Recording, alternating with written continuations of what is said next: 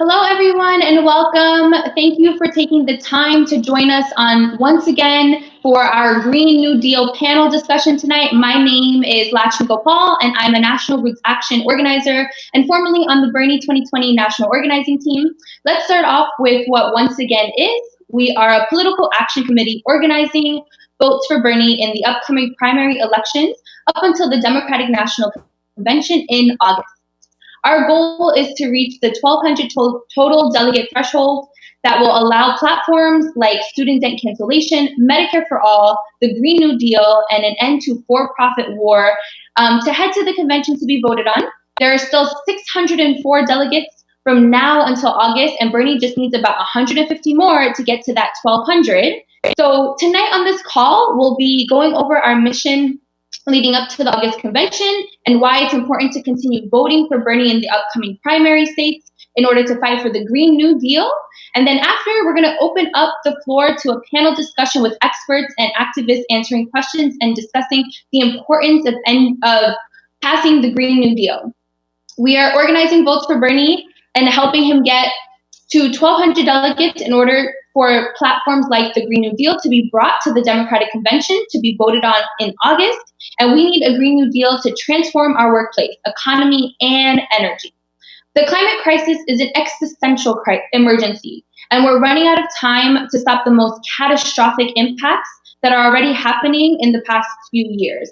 In addition, with our entire economy in free fall and requiring bailout due to the coronavirus pandemic, now is the time to really rethink the way that we're protecting workers, many of which have been either displaced from their jobs, trying to survive during this time without a paycheck. So we know that Black and Brown communities are disproportionately impacted by environmental racism with increased rates of asthma, cancer, and other diseases, and we cannot address the Green New Deal and global climate crisis without environmental racism.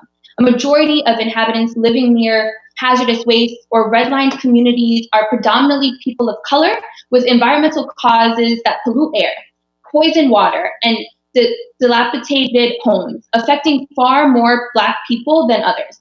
Instead of propping up the dying fossil fuel industry and filling the pockets of greedy beneficiaries, we must accelerate the move to a sustainable economy through a just transition that puts human needs first and reinvests in the frontline and marginalized communities, puts millions of people to work in good paying union jobs, and ensures that critical energy systems operate under public democratic control.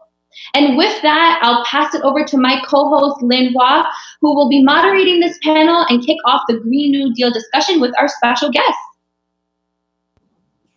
Thank you, Lakshmi, and welcome everyone. My name is Lynn. I am a National Roots Action organizer and formerly on the Bernie 2020 organizing team. Now, without further ado, let's open up the floor and begin our Green New Deal discussion tonight. Tonight, we're joined by some big-time advocates in the environmental justice movement. So introducing our panelists, guest speakers for tonight. First will be Nikayla Jefferson. She is an organizer with the Sunrise Movement San Diego and Climate Action Campaign. The Climate Action Campaign has been successfully getting the city of San Diego, led by a Republican mayor, and many other cities in the region to adopt a 100% clean energy climate action plan and democratize community choice energy. They are now leading the effort to adopt the Green New Deal in the city and region in that part of Southern California. She is also an upcoming PhD student at the University of California, Santa Barbara, and a former Bernie California co-chair. Next, we have Salvador Espinoza, who organizes for the environmental as well as electoral campaign work. Before that, he was formerly the National Constituency Barnstorm organizer for Bernie 2020, worked with the Beto O'Rourke campaign in 2018, and was also a high school U.S. history teacher, which is really cool. As a second-generation immigrant, he was raised by his parents to believe in the American dream, this idea that with hard work, you can succeed at anything, and yet growing up, he's seen things like recession, underrepresented government and climate change make the possibility of obtaining that dream for average Americans much, much harder. For a clean world and a fair one for all, he believes we need a Green New Deal and has continued organizing as such to get out the vote for environmental policies. Lastly, we have Josh Fox, an American film director, playwright, and environmental activist, best known for his Oscar-nominated, Emmy-winning 2010 documentary, Gasland. He is one of the most prominent public opponents of hydraulic fracturing and horizontal drilling. He has campaigned for a ban on fracking and against the gas industry's exploitation of loopholes in the Clean Water Act and the Safe Drinking Water Act. In 2016, he worked as a surrogate for Senator Bernie Sanders as the creative director for Our Revolution and as a member of the campaign's New York Platform Committee. He worked to pass an amendment to the Democratic Party platform, which addressed carbon pricing, the phasing out of natural gas power plants, community involvement in democratized energy, and adopting the Keystone climate standard for all federal energy projects. Thank you so much for taking the time to join us for this panel discussion. It's an honor to have you here with us tonight. We'll read off some discussion questions and anyone can hop in to answer. Just remember to unmute yourself when you're speaking and mute yourself when you're not speaking. The first question we have for the night is, what is the Green New Deal? We hear this term being thrown around a lot. And for the sake of understanding the basic term going into this discussion, imagine you're explaining the Green New Deal to someone who has never heard it before. So what is the Green New Deal? We'll open up the floor now and anyone can hop in. I can give this a shot if nobody wants to. I can't see anyone on the panel. Is that normal?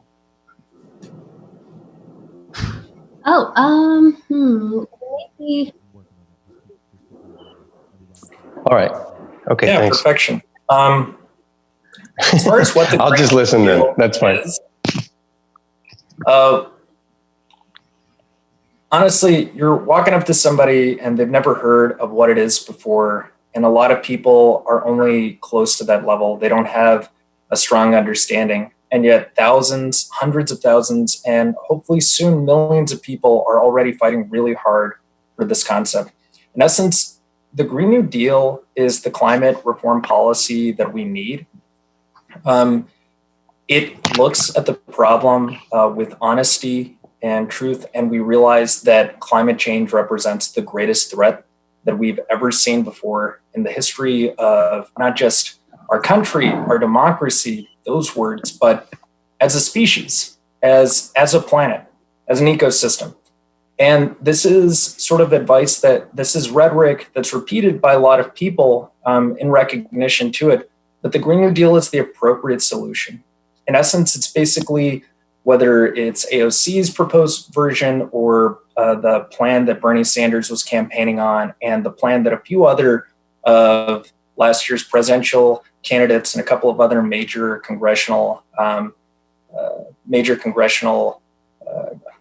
Congress people are advocating for. It in essence recognizes that the degradation of the environment, the devastation of the environment that we've seen so far has been a holistic process. Everything has been working in conjunction together to wreak havoc on the environment. And if we're going to reverse that and heal this world and do so in a way that's economically just, with all eyes on the actual situation, and towards improving the livelihoods of the people who have for decades been at the brunt, at the absolute worst of economic and ecological devastation, the Green New Deal is the process that does that.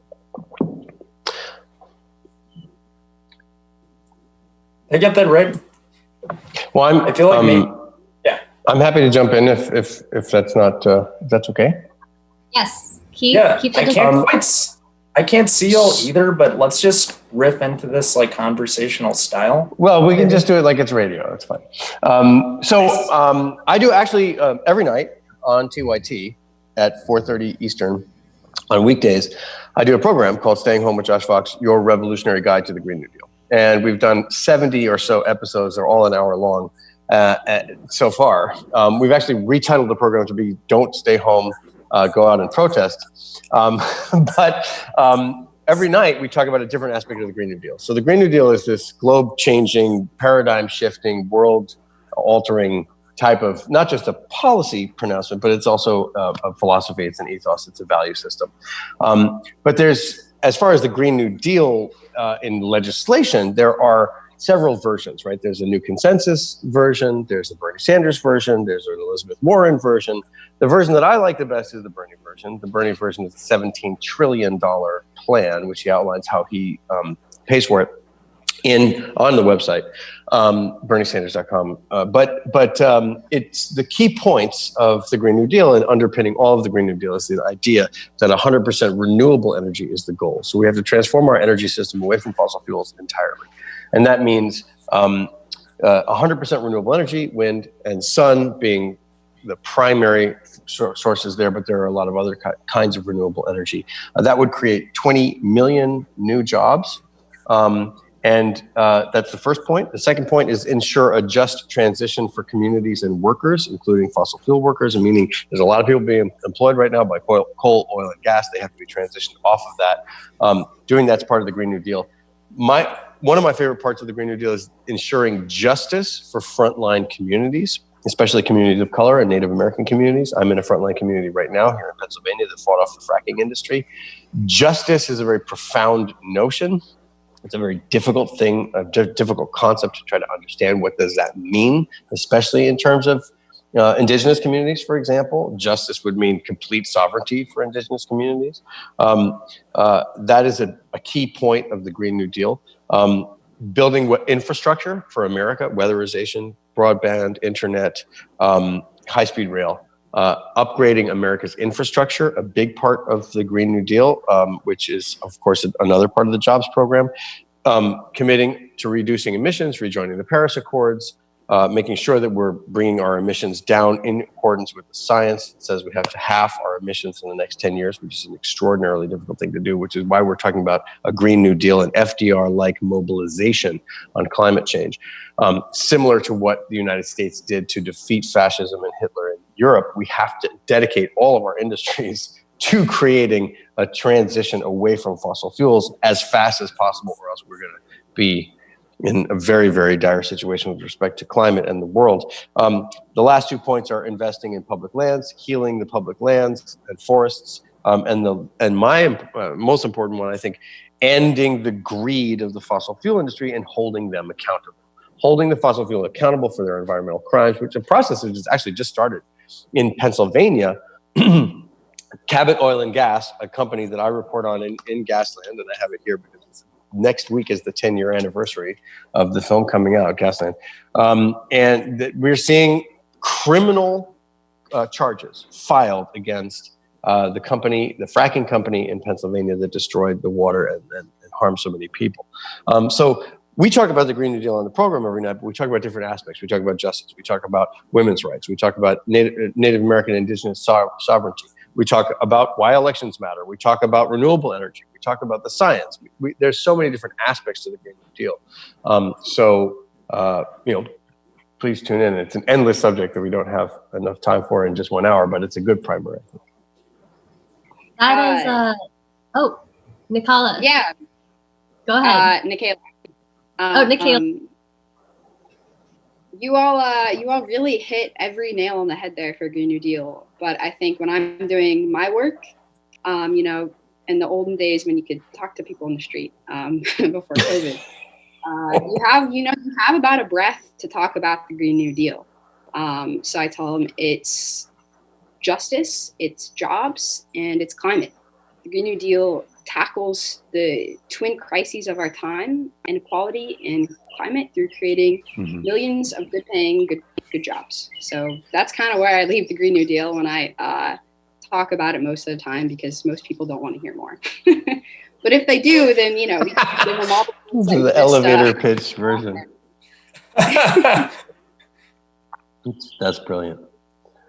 Yeah, the Green New Deal already fits really great on a bumper sticker, but people still need to talk a little bit beyond that, but maybe too much more beyond that, and you can lose them. But yeah, I think that was fantastic. Well, I have taken a little bit of the opposite view, but I do think that it's because think about this, right? Inequality and climate change, these are enormous problems, and they require a totally reorienting of your mind and of all of the economy and of everything that we are in the midst of right now, because our civilization currently is based on greed, competition, racism, private property, and fossil fuels, right? And violence. That's what our civilization is based on now. Greed, competition, violence, racism.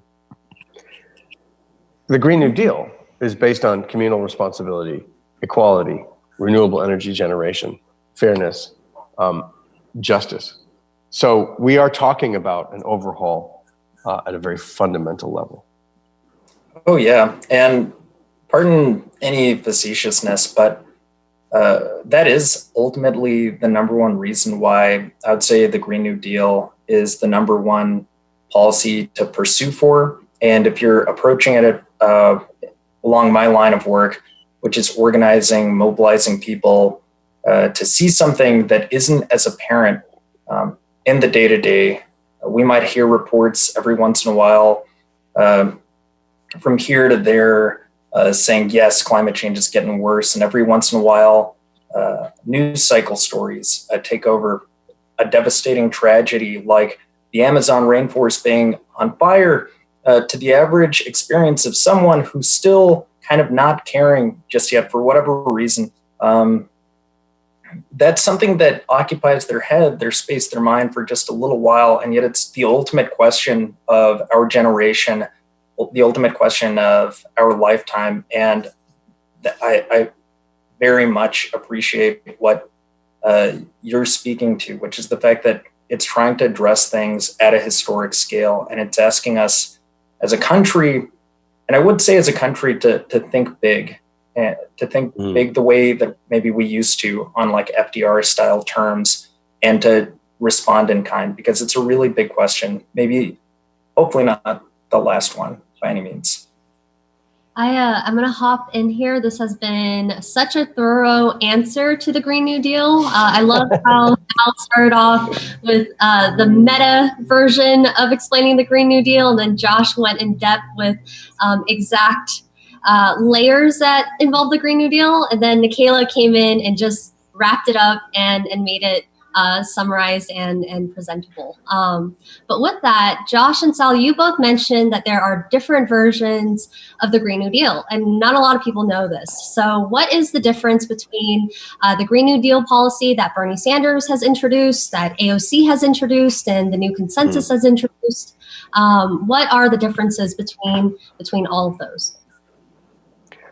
Yeah, so starting off, Elizabeth Warren's plan was like a $3 trillion plan or $2.9 trillion plan. And Bernie Sanders is a $17 trillion plan, which means that Bernie's is vastly more comprehensive in terms of actually scaling the problem in the way that it needs to be scaled and looked at. I'd say I love this question, and because it makes me think of a couple of really big things sort of adjacent to the Green New Deal, which is why one of the big questions we have with regards to climate change is why the hell haven't we done anything about it up until this point in time? And when I think of AOC's version of the Green New Deal or Bernie's version of the Green New Deal, in short, AOC's version of the Green New Deal is the one that is kind of known in popular parlance, because it was the plan that she introduced with a few other Congress people in early 2019 that rattled and created like a whole news cycle unto itself.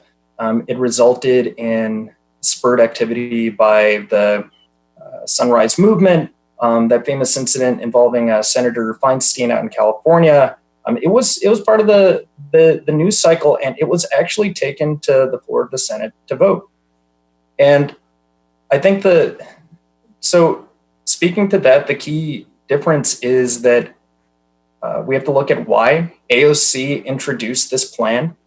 because her version of the Green New Deal is ultimately this 14-page sort of resolution, not to hamper it, but we're speaking to somebody who has already shown themselves to be a master communicator, not to maybe lay it on too thick, but AOC really knows how to communicate. And I think it was just an incredible opening salvo that reignited the conversation around climate change and the context of when it was introduced, with Mitch McConnell leading the Senate. Yeah, maybe we had taken back the House, but it was with Nancy Pelosi and a lot of more moderate styled Democrats also coming on in.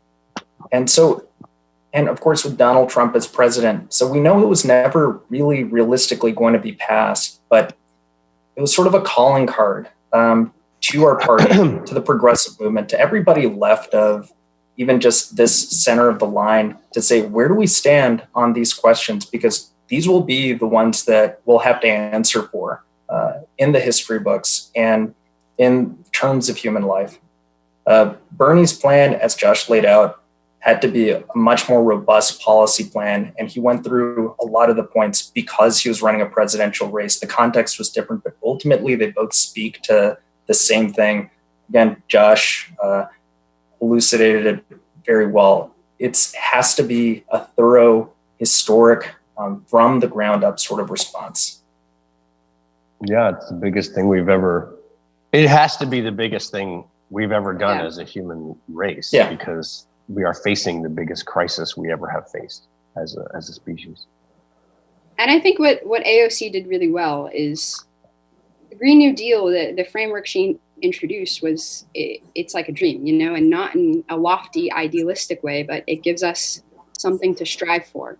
And I feel like in that, we find a solution to, like a crisis that plagues all of us. I am terrified of the climate crisis, and seeing a solution in the form of the Green New Deal and how it can kind of capture our imagination. It could be anything we want. I see the Green New Deal as a future I was promised and that the climate crisis threatens to take away. But with the Green New Deal, it's like suddenly I feel like I have a future again. And all the candidates have a different approach to a Green New Deal. But AOC really laid the framework to introduce the idea of there is a solution to tackle climate change and economic inequality, and do it in such a beautiful way. I really love that AOC gave us a future again, or at least presenting the argument that way gave us a future again. That's fantastic. We can also talk a little bit about the history of this, because what we started to see as 100% renewable energy plans were developed about 10 years ago with the rise of the anti-fracking movement. Because what we saw the environmental community do when they were fighting coal and oil and fighting climate change was to look at natural gas and go, oh, gas is much better. It's half of the emissions of coal and half of the emissions of this and that and the other thing. All of those things turned out to be not true, right? Fracked gas happens to be worse than coal for the climate because we're venting off all this methane into the atmosphere. But when gas activists and fracking activists came forward and said, you know what? We can't say no coal, no oil, no gas if we don't have a 100% renewable energy plan. And those 100% renewable energy plans were developed at places like Stanford and Cornell by the science guys. And those science guys, like Mark Jacobson and Tony Ingraffia and Bob Howarth and people at those universities, what they created, and I was a part of this, full disclosure, as a founder of the Solutions Project, which outlines 100% renewable energy plans for all across the world. And you can go and look at those plans for country by country, state by state, getting to 100% renewable energy at solutionsproject.org. But, and I'm no longer affiliated with the Solutions Project, but the Solutions Project then was the basic science, like the floor level that says 100% renewable energy is possible. But that was a lot of stuff kind of created at that university level, frankly, by a bunch of white guys. And they were missing the most important part of it, which was justice. They were missing the most important part of it, which is an acknowledgement of racial politics, an acknowledgement of frontline communities, an acknowledgement of activism.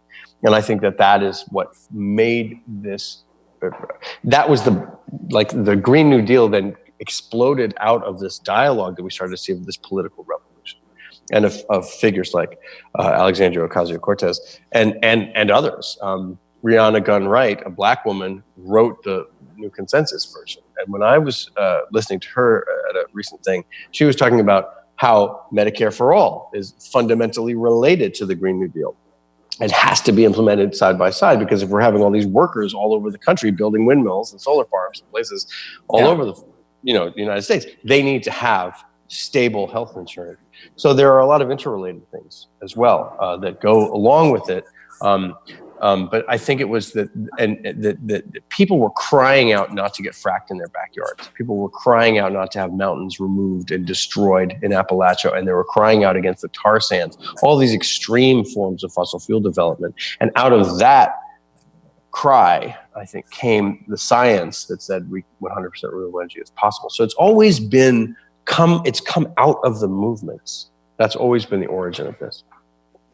Mm-hmm. And I think that's a great place to get to maybe my big concern for at least why I joined on to this call here, which is there's a real beauty to the purpose of this project. If you're listening in right now and you're listening in specifically because you were brought on, not necessarily just because of Bernie Sanders' campaign or just because of environmental change and policy of any form, but because of the specific purpose of the Once Again PAC.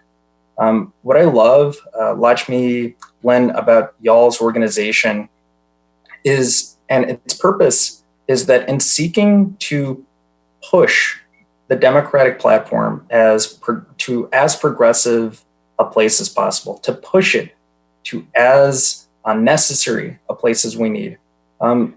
It's part of a historic tradition that I think that it's often forgotten. We're very much caught up in maybe the pains and memories and feelings as a party, as a movement, as non-political people. Everybody kind of hovering around these zones is caught up in a lot of the pains of the 2016 and 2020 cycles, and yet they don't know that we're coming from a really long, storied, and proud tradition of definitely maybe we don't always win. Yeah. But we push ourselves to the place that we have to.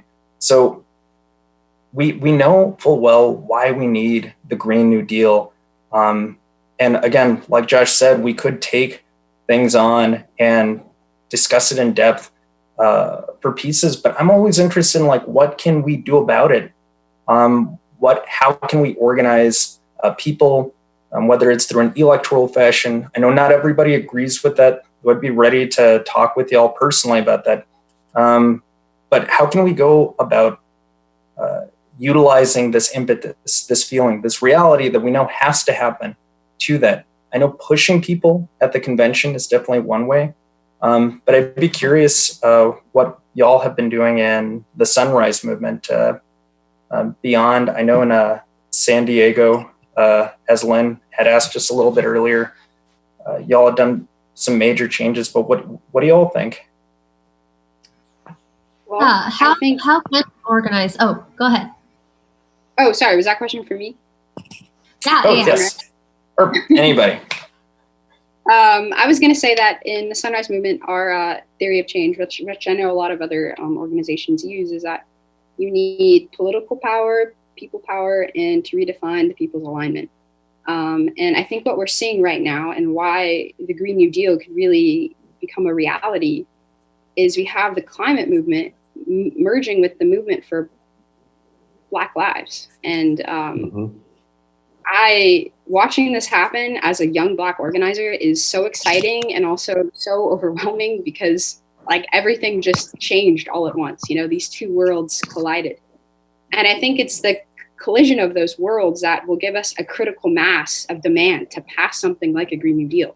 Because like someone was saying on the call earlier, at the core, it's about protecting people. It's about justice and equity. And I think that we both sides now have realized that we're fighting for the same thing. And reading about Black Lives Matter from the Sierra Club is something I never expected to read. And having this happen at this moment, it's everything I could have ever hoped for as an organizer. And I feel like because of it, we have a real chance to organize the movement needed to pass a Green New Deal. Yes. Yeah. I want to switch into our next question, because I love where these discussions are going. They're kind of just like bridging off into different aspects of the Green New Deal, since there's so much to discuss. But a topic that I think we can really expand on is the different aspects of climate change and the Green New Deal that are not often talked about.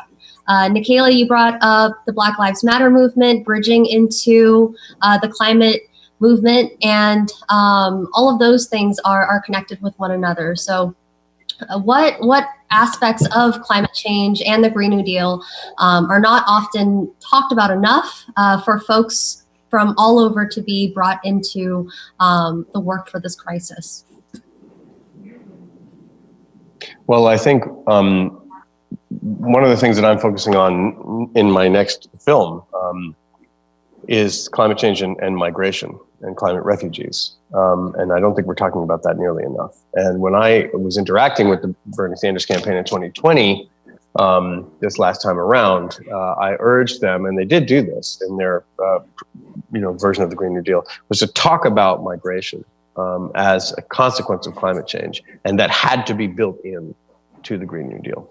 Because we are going to, the United Nations predicts something like 700 or 800 million climate refugees worldwide, swarming to find new homes on the planet, almost 1 billion people, when the climate reaches 2 degrees of warming, which is right around the corner. And some would say not stoppable. It depends on who you're listening to in terms of the science there, and it depends on how fast we get the Green New Deal done. But we're definitely going to have an absolute, it's going to make our current border issues look like a walk in the park. If our attitude towards borders is, again, xenophobia, racism, incarceration, criminalizing migration, then we're talking about expanding a policy that already fits the definition of genocide. It absolutely must be talked about. We have to have climate reparations. We have to have official refugee status or official asylum status for climate migrants. Because we're seeing in the global south, and especially here in the Western hemisphere, coming from Central America and South America, people who have been starved or burned or extreme weathered out or hurricaned out of their homes. And they are climate refugees. And we're going to see more and more and more of that in the future. And I think it has to be a part of the Green New Deal, and we don't talk about that enough.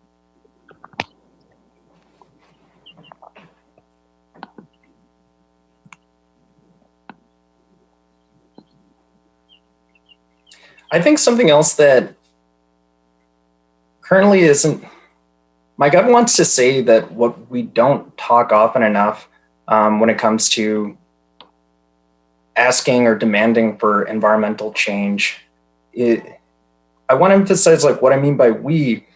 I feel like anybody that's on this call or listening on in the future,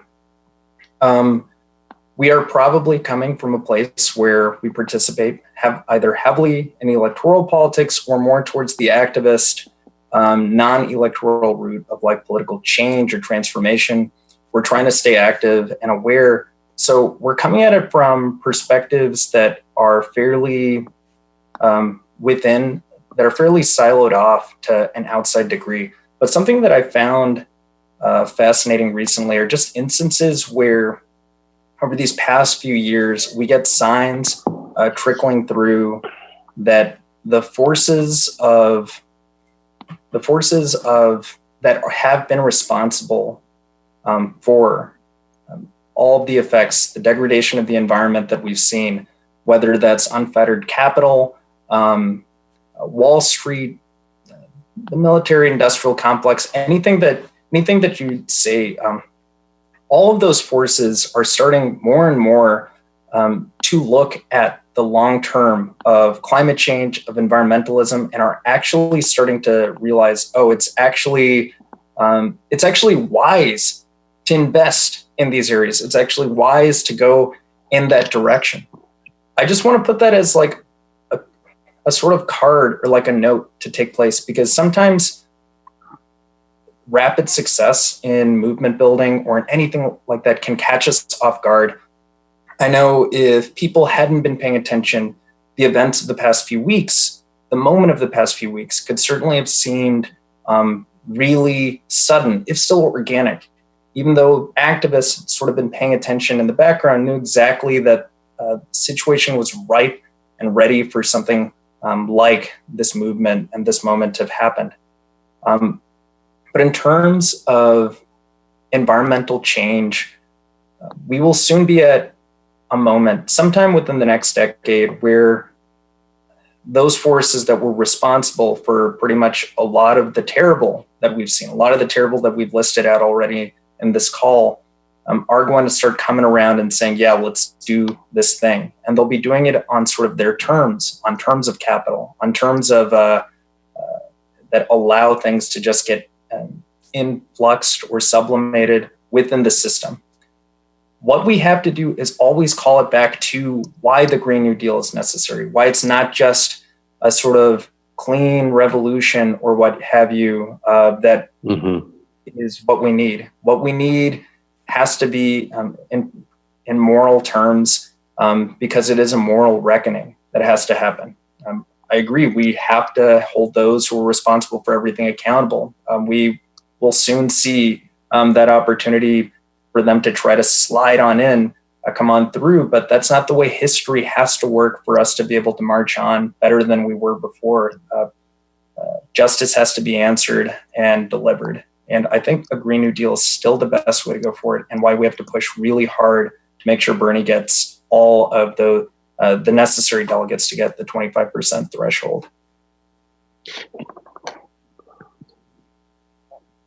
Yeah, aside from, Nikayla, go ahead. No.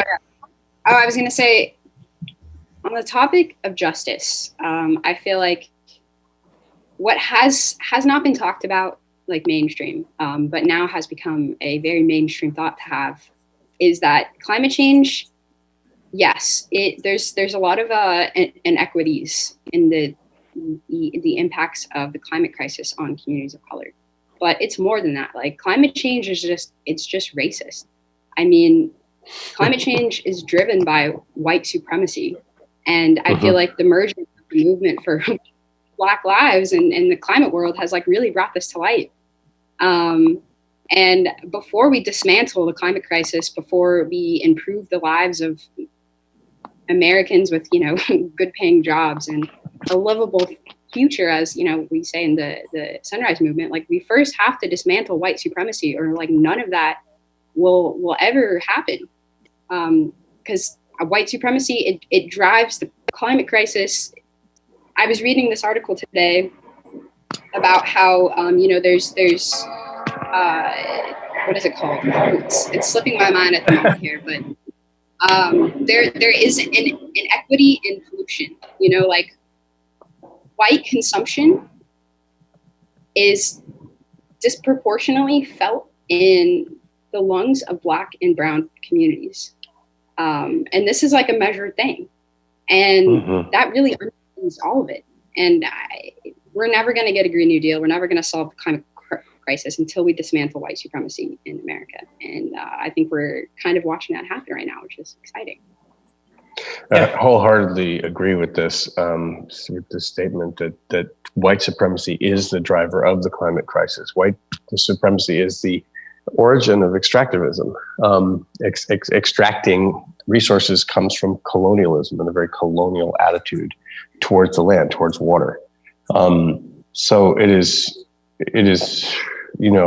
absolutely fundamental to talk about this in terms of the Green New Deal. And I think, what we're seeing is,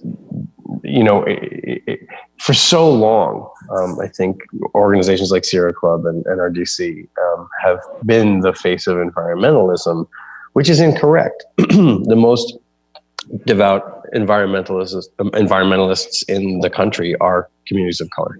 And they're that in reaction to environmental injustice and environmental racism, which is rampant all across the United States.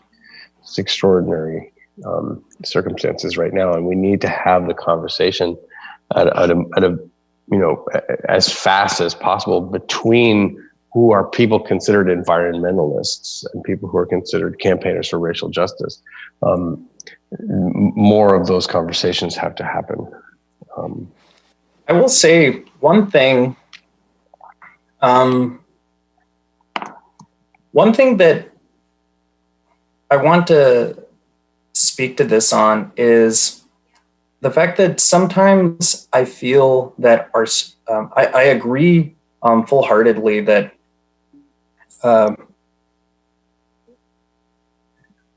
how's the line, that climate change is white supremacist, it's racist, because of how entailed and nested everything has been through history, how all of these systems kind of depend on each other.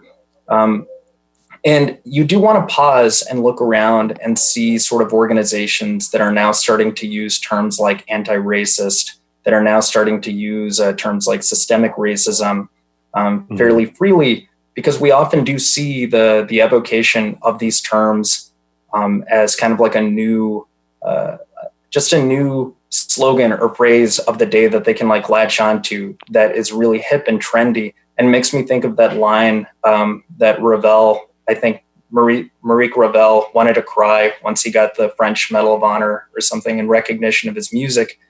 And he told a friend, if they can recognize, if they can appreciate my music, it means that it's not good enough. And I kind of think it's the same thing. If people are using the terms anti-racist or systemic racism, it's either because they're doing so disingenuously, or it's just kind of the canary in the coal mine that we have new grounds to stake out. But with this in mind, as a new decade is before us, as a new century is before us, and what the end of that decade or century could look like really depends on the action that we take right now. I want to remind that two of the biggest groups that we absolutely have to work with, even if your idea of working with them isn't necessarily the way they would define it, is those environmental groups, but it's also the Democratic Party. And in both instances, you have, especially with the Democratic Party, you have a historic institution. I believe it's the oldest political continued party in the world right now. And it is obviously at once, in its history, the party of slavery. And yet, you could almost say that the history of American politics of the 20th century, you could maybe pivot it around the fact that it transformed from the party of slavery to somehow becoming the party of civil rights.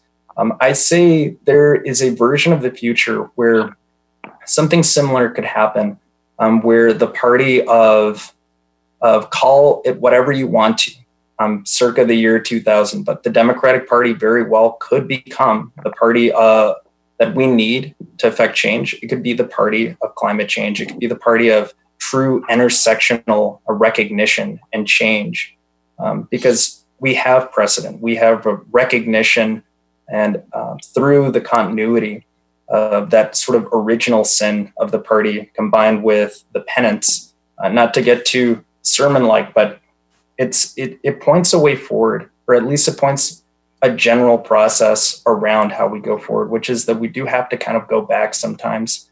And the Green New Deal is doing that by making sure that it's addressing systemic, roots-based issues.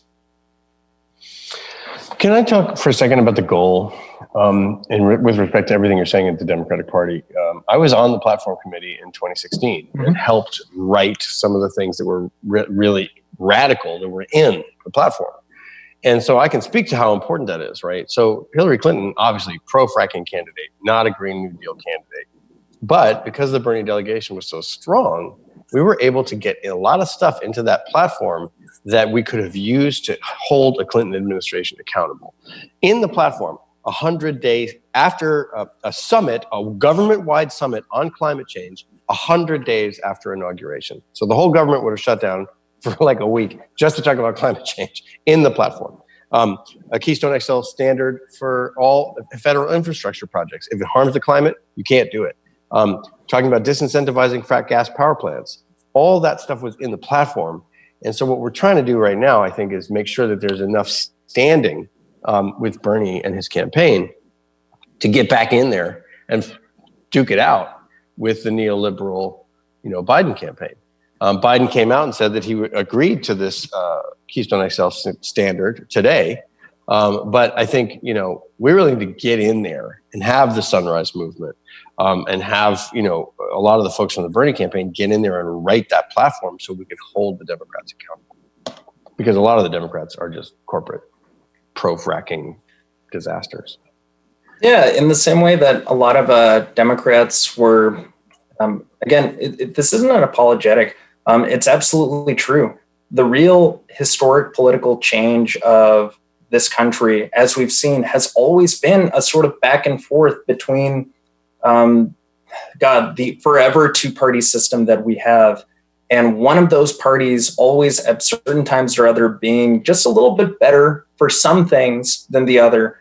And that giving enough of an opening or space for the real fervor, the real movement building, the real sort of like workers on the ground, whether it's labor, whether it's the civil rights or abolitionist movement, or anything else that's ever come and pushed parties or moved nations. It's always worked in conjunction.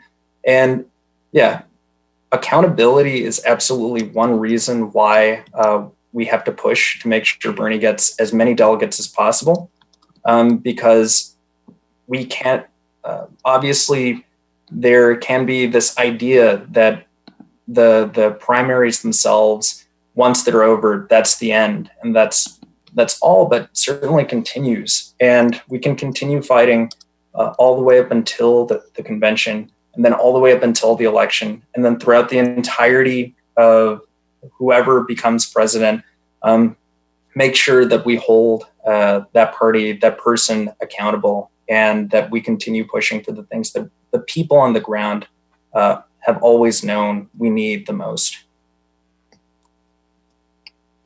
Yeah, and I think that I keep interrupting you. I'm sorry, Nikayla, or Nikayla. Keep going.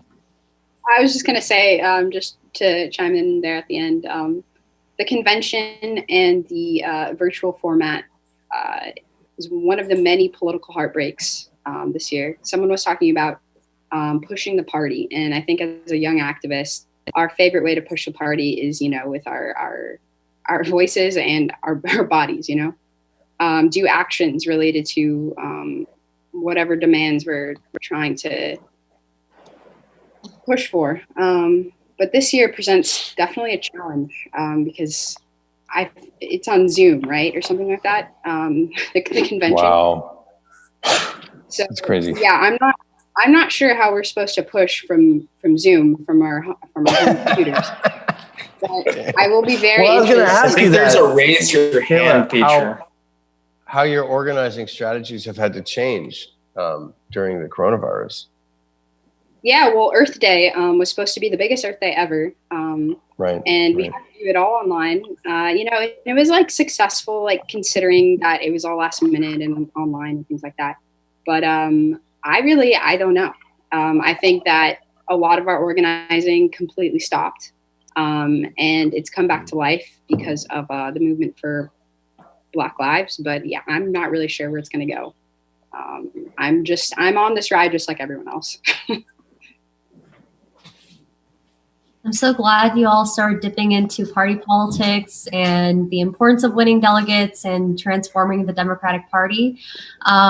There has been a really big point of contention on both sides of the aisle around eliminating fossil fuel industries and coal industries because so many working class people are currently employed right now by these industries and really depend on that income.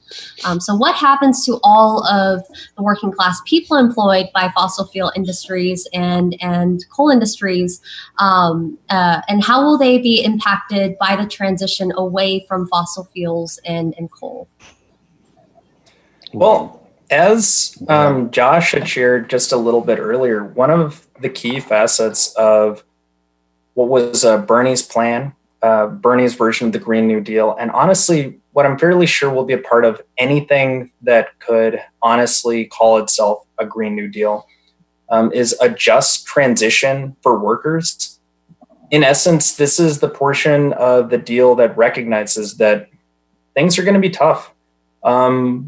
If anybody else is in charge of trying to implement a Green New Deal, we've seen already within the past year what happens when Republican Congress people are in power and when a Republican president is in power. It's not just a Donald Trump thing. It is definitely a Republican aspect or a response to things. But we saw a huge disaster happen, and it required immediate action. It required a united response. And what we saw instead was what could have been a transformative moment for our country's healthcare system, what could have been an opportunity to really make sure that we focused on the poorest among us, that we focused on those people that would be devastated the most, instead become a cash grab for those at the very top, instead embolden and make wealthy the people at the top. It's for this reason that any Green New Deal change has to include a plan called a just transition for workers. Bernie's plan included a whole bunch of points that are there to make sure that when we instill a real reform and change, that the people who work in those industries are going to be protected. And Bernie's plan, for example, included things such as 5 years of a wage guarantee, job placement assistance, relocation assistance, healthcare for all people on those 5 years in that transition sort of period, and of course a pension based off of their previous salary.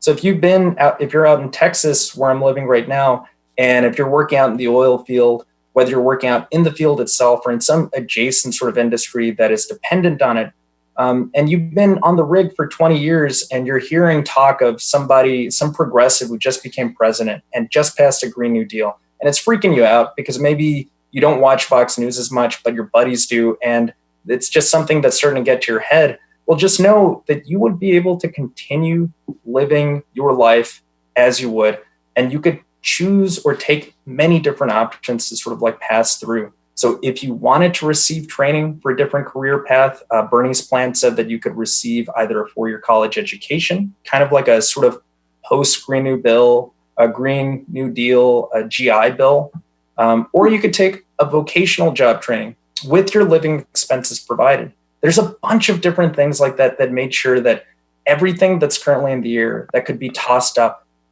the first people that we'd be catching would be those who are the essential workers of those industries. And I think that's honestly one of my favorite aspects of this process because of everything that everybody said. The Green New Deal is putting morality before the market, and the way we should always operate, certainly the way we have to operate as a party, as a movement, as a progressive, anybody onward through this decade, the rest of the 100 years.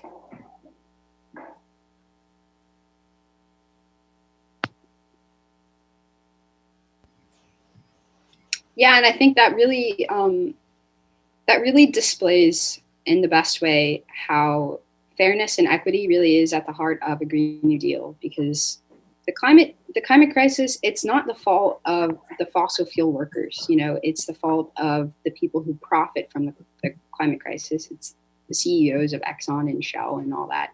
And there's no reason why good working people should have to pay a price for what's been done. So a transition that's just, that provides security to the workers and their families throughout whatever transition is ahead of us with the Green New Deal, making sure they don't take a pay cut, and if they're older, offered something like early retirement.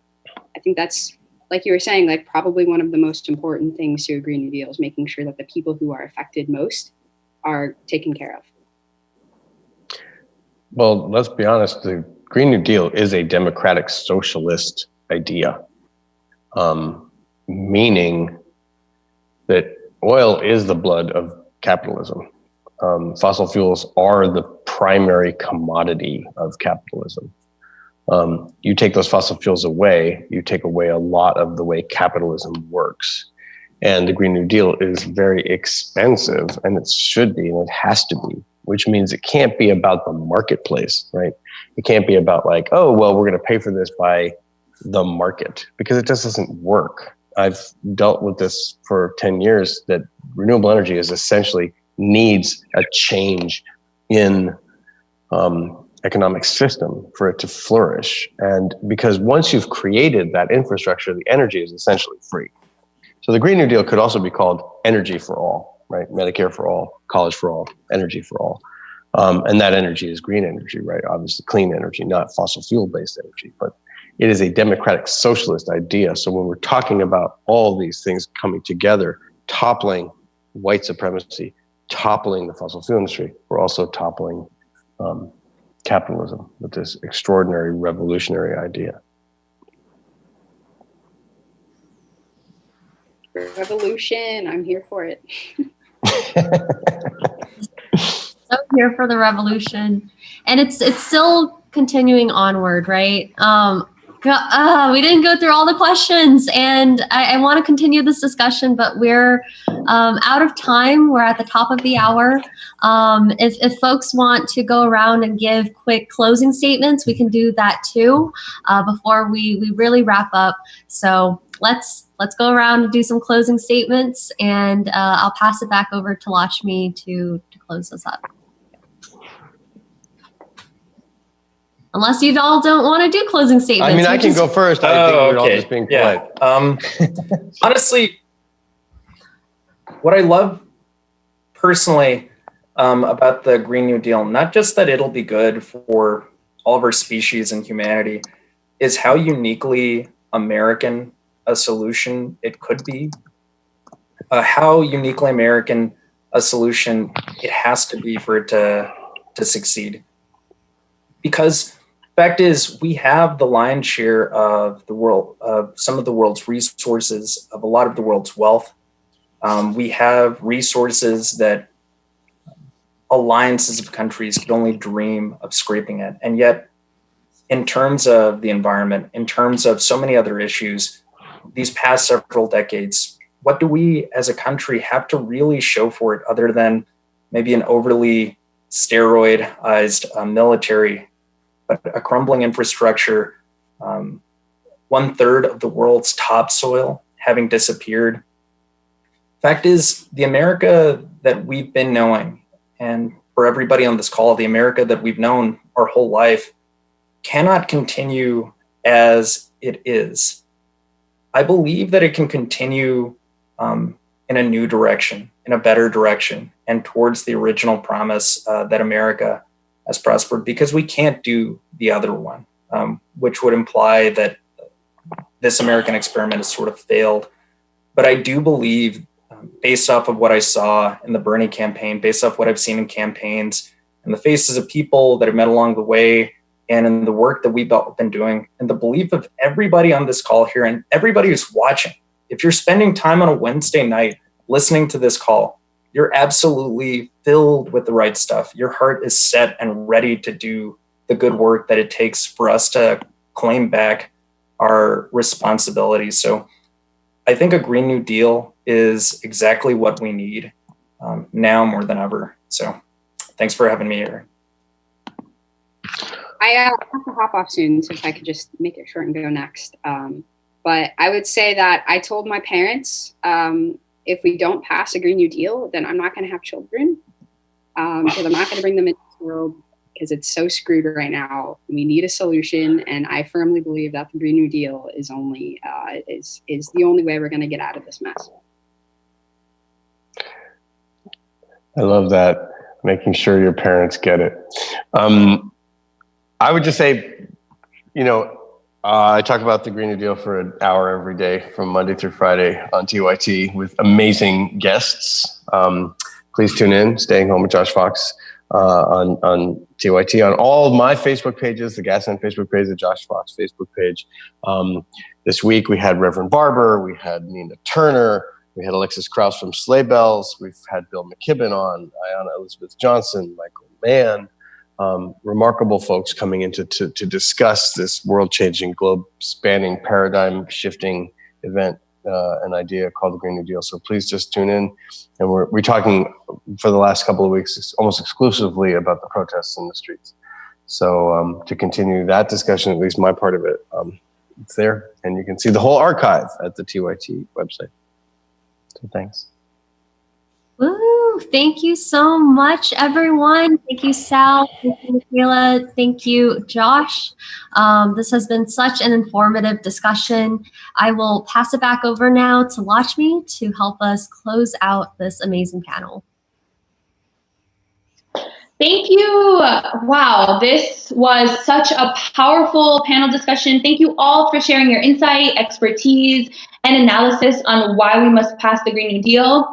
Being a first-generation American myself, whose family is from Guyana, a country bordering Brazil and home to a large portion of the Amazon, and growing up in the Bronx, New York, where my communities are directly impacted by environmental racism, I know how true it is that there is no better time than right now to make the Green New Deal a reality. And so just thank you all to the panelists for having this discussion that is just so pertinent to this political discourse and just meeting the moment.